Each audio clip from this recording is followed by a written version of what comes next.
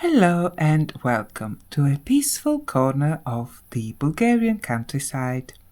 But this is Daniela traveling through history, and of course I'm taking you to a Roman villa rustica. We are near Pavlikeni in northern Bulgaria, and this villa rustica was a commercial pottery. The villa rustica dates from the late 1st century AD. But what is a villa rustica? A villa rustica at its core is a business. The villa rustica produced goods for sale on the open market. The type of product varied. For example, some villas specialized in the production of wheat and barley, others in livestock for food and transport, and some specifically were stud farms designed to raise the horses needed by the empire. But this villa rustica specialized in ceramics.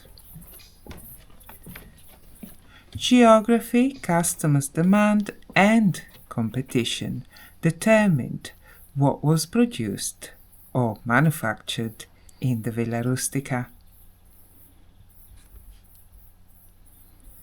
So, why here? Natural resources play an important role in what the villa produces. In this location, there are deposits of good clay, there is clean water, and there are trees for burning. These elements make it an ideal place for a pottery. The second consideration is location, or what you may call human geography. The villa is strategically positioned near the roads connecting the major towns in the region. Location near a main road is very important. First, everyone traveling on the road is a potential customer. Probably outside the villa and clearly visible from the road, ceramics are on display. There may be some brisk selling by the side of the road, but big customers will be invited to visit the villa. The manager would welcome them and show them around. There will be clay pots, vases, plates, plaques, cups and lanterns on display in the courtyard, as well as in the villa's shop or atelier. The customer, especially if he is a large reseller, may even be shown around the warehouse as a way to reassure him that the villa could fulfill large orders. Proximity to the road has another advantage. It makes your business easy to find and easy to visit while on the journey to somewhere else. Also, because the pottery production of the villa is designed for export, access to a good road is very important. You have to remember that ceramics at this point are transported on carts pulled by oxen. So, a direct access to a good road connecting you to the big towns and their markets in the region saves time and energy. Selling to individuals and small resellers is part of the business. But the biggest customer of almost every villa rustica in the Roman provinces is the Roman army. For the villa to thrive, the villa's managers must win supply contracts with the army. And they did. Ceramics made here have been found in the Nove fort on the Danube, and it is probably on the back of army contracts that Pavlikeni's ceramics traveled all the way to the provinces of Dacia, more or less modern-day Romania, and even Crimea. Finally, competition. We are in the valley of the river Rosica. To this day, this valley is very fertile. And at the time of the Pavlikeni villa, there were many other villas. So it could be that competition in the agricultural goods market was tough, but things were quite a bit different in the ceramics business. The demand for ceramics was very high, and the local producers, which the main ones were this one, the Pavlikeni rustic villa, a pottery in Hotenica and one in Butova, could not meet the demand for a very long time, and ceramics had to be imported from other parts of the empire. Rustic villas had two entrances. One was mixed. It was used by both visitors to the site and residents. Close to this entrance there is a large warehouse. The warehouse was probably used for storing ceramics ready for sale, and it served also as the villa's food storage. Villa rusticas had to be self-sufficient, which meant growing their own food.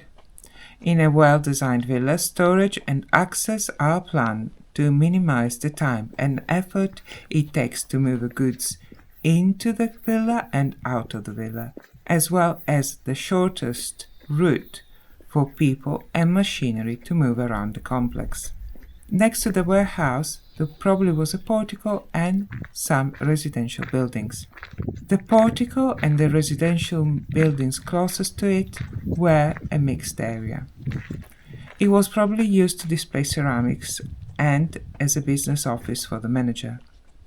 This area extended into a semi-public area where the manager entertained important visitors, clients and business partners. This part of the residential quarters was as well built and decorated as the villa could afford, because it functioned as an advert for the economic success of the villa. Back then, like now, no one was going to start a commercial relationship with a business on the brink of collapse. Then there will be the manager's proper private quarters. A hint of the success of the business is that the manager's house included a bath, with both hot and cold water pools. And there is archaeological evidence that the house had underfloor heating. I do not need to tell you that these were luxuries.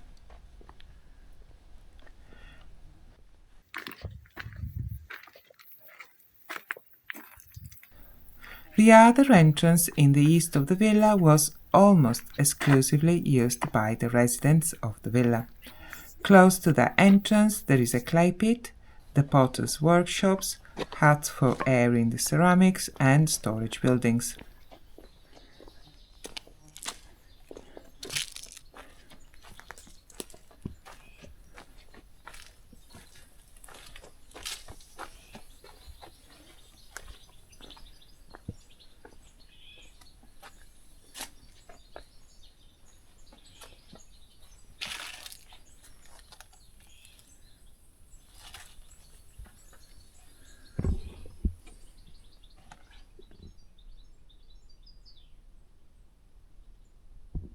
The layout meant that everything the potters needed was close at hand, but not the kilns. As a way to prevent accidental fires from spreading, the kilns and the huts were built some distance from other buildings in the villa. So far, about 50 kilns have been discovered. It was common to work a kiln until it became unusable, and then build a new one on top of the old one. Kilns were often clustered in a semicircle, so that one man could stoke the fires in up to 5 kilns at the same time.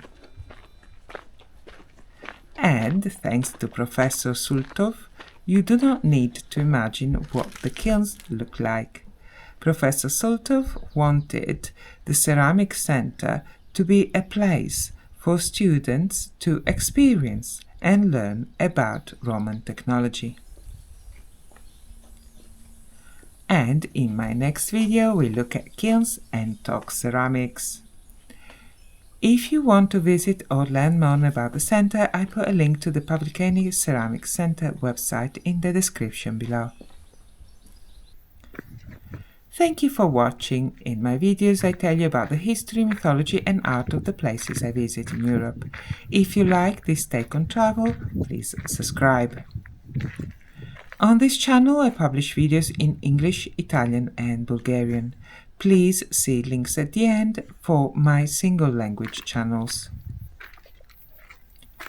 Until next time, thank you for watching, have a lovely day, bye bye!